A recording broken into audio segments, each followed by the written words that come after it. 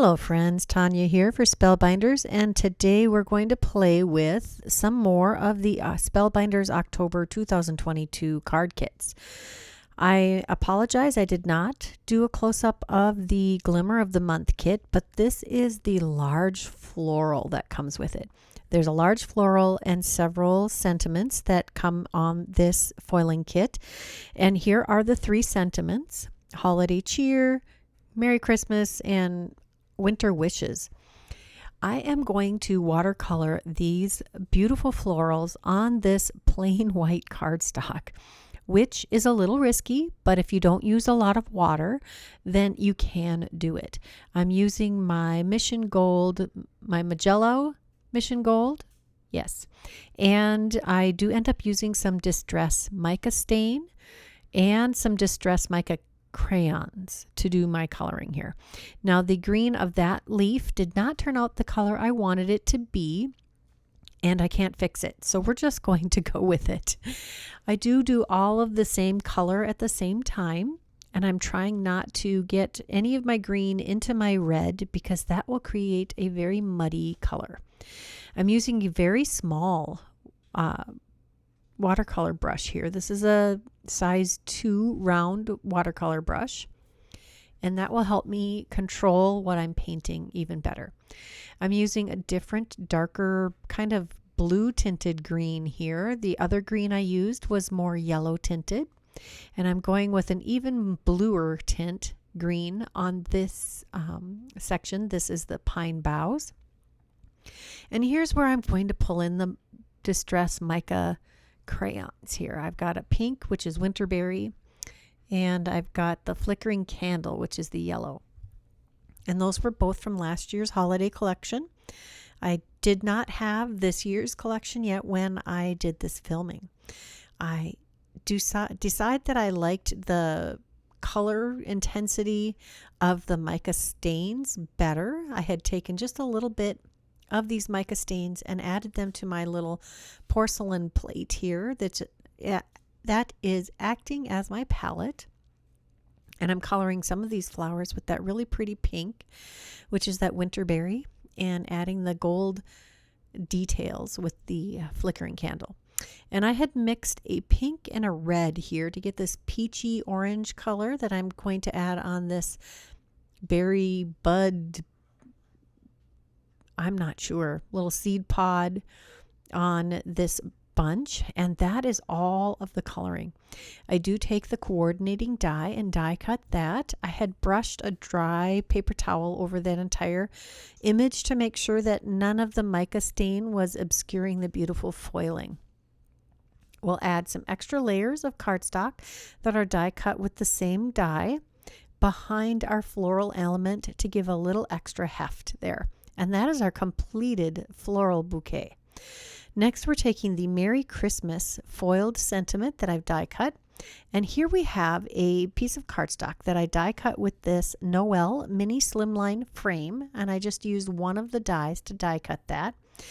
And then I used the Holly Flourish embossing folder, and that came in the same collection. It's a separate purchase, but it came in the same collection. And then it's from the Christmas Flourish collection that came out in September. And then I took some, this is a new obsession of mine. This is the blue Parakeet Opal polish from Cosmic Shimmer, I think it's called. And I put that over the entire thing. And then I used some Tree Lot mica crayon, Distress Mica crayon, and used my finger and brushed that over the raised element. Now I'm going to make this into a tag, and I'm going to take the two ends of this floral bunch and put them on the corners, line them up with the corners of this piece. I'm also taking the sentiment and stacking that with several layers of cardstock to add to the card.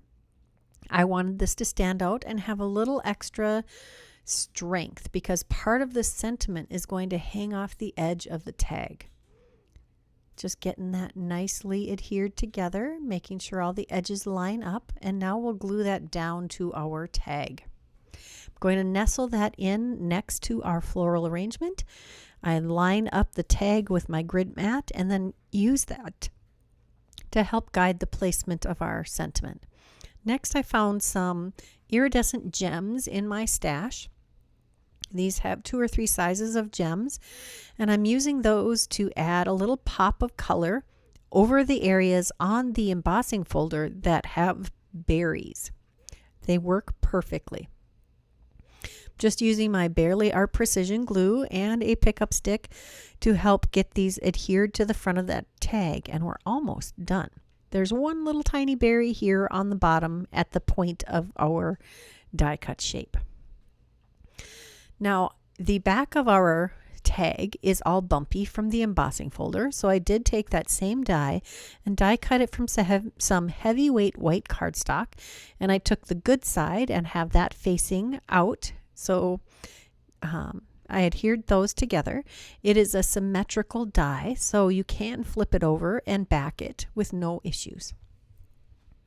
To add a hole in the top of our tag, I'm using my crocodile and adding the smallest hole punch. And then I have a piece of twine here and that I folded in half, and I'm taking the folded piece and pushing that through the hole. And I will loop that through and tie a knot at the top so it doesn't come loose. I like to leave some loose ends to tie around a package if I wanted, or a bag, and that is our first tag. Our second one, we're going to use the Stitched Ornament and Display. This is the large die of the month kit, and I have the outline and the detail, the stitching detail dies, and I die cut those together out of some red cardstock. Now, I don't stitch things very often, but since this can double as an ornament for your tree, I thought it was worth putting the time into the stitching, because it does take some time. It's odd that is it odd? Maybe it isn't. That I don't want to spend half an hour on a stitching element for a card if it's just going to get tossed. But I'm willing to do that. I'd spend that amount of time on coloring or creating a special background. Yeah, what do you think? Am I being a little silly there? The stitching really is quite beautiful. And I do really like the idea of using this as a tag that doubles as an ornament after you've used it as a tag. As you saw there, I used a little tape there to tape the end of this string, which is actually some twine that I pulled out of my stash. And I used some very thin baker's twine to do the white detail. Here I have the detail dies that go with this bauble. There is this one piece that you cut twice to add detail to the entire bauble. I'm just going to add a little bit of glue on the back of this. I did use the mirror cardstock to die cut this. And it does take just a few dabs on the entire thing. I was surprised at how quickly this glued together. Just going to give it a little extra time to get grabbed since this is the mirror cardstock. It is not as porous as the other cardstocks. You'll notice there's little bumps on the edge, and those are perfect for adding some jewels. Here we've got a little gold bauble topper, and I'm going to add that, and it sticks to my finger, and I do get it back in place. And again, giving that a little extra time to dry. Love the little, it kind of looks like a bluebell, like a little flower at the top there. And now we're going to add some little gems. These are the same gems that I used on the other tag today. I'm adding those to the centers of these full diamond shapes. I'm also going to add it to all of those little spots on the gold frame that appear to be perfect for a gem. Just a little dot of glue. And since this is going to be a Christmas ornament / tag, I thought that it was well worth all of the extra little details that we're putting into this project. I don't know about you, but I really love tags that are showstoppers. They are so much fun, and you just don't know if the people that you're giving them to will love them as much as you do, but you sure hope they do. Sometimes I will put the year that they're created on the back of these types of tags / ornaments, so people can remember when they received them. I know I like to look back and remember when I got something. Here I've taken another piece of cardstock, another red piece of cardstock, and adhered it to the back of this ornament / tag. That way you have a place to write who it's to and from. It is pretty lumpy bumpy. I did have to go around the edges and reinforce the glue and just hold it in place. Here I have another piece of white twine. It's the same twine I used to do the embroidery. We're going to tie a knot in the top. I should have left that be, but that's okay. This is more ornament-like. I do take the Glitter Wishes Glimmer foiling set that has all of these wonderful sentiments, and I'm going to die cut this one. It's from the Celebrate the Seasons collection that came out in July. And I do use one of these Swallowtail tags. These are adorable. So, yep, Swallowtail tags. I think these came out in June. Maybe. No, those came out in March. That was from the Celebrate You collection. These are gorgeous. Now, I do have to do some partial die cutting here because this is not quite long enough for the entire sentiment.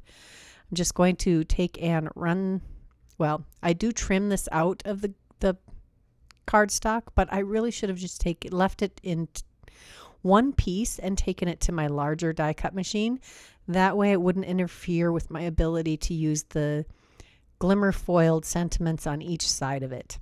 But this is what I did in the moment. I think I wanted to be able to show you the partial die cutting. So you make sure your plates don't cover the entire die. They stop short of where you need to extend the die. So now I'm going to slide it over so that the entire sentiment will show inside of our Swallowtail tag. And then we run it back through. And now I'm going to cut a couple more little tags from the same Swallowtail tag set. And I have them on a loop of gold twine here. And I'm tying that through the white twine at the top. And I had placed a knot closer to the ornament to keep all of this where I wanted it to hang. I didn't want to adhere any of these tags to the ornament in case the person that wants to use it, or the person that gets this tag, in case they don't want those tags on the ornament and can snip them off to hang on the tree. I hope you enjoyed this video. I enjoyed making it as always. If you did, please give it a thumbs up. If you haven't subscribed to this channel, please take a moment to do that now. And if you're interested in any of the product that I've used today, check that description box below. I'll have it listed and linked there. I would love to hear which of these was your favorite and any feedback you might have for my video. Until next time, here are a couple more videos I thought you might enjoy. Bye-bye.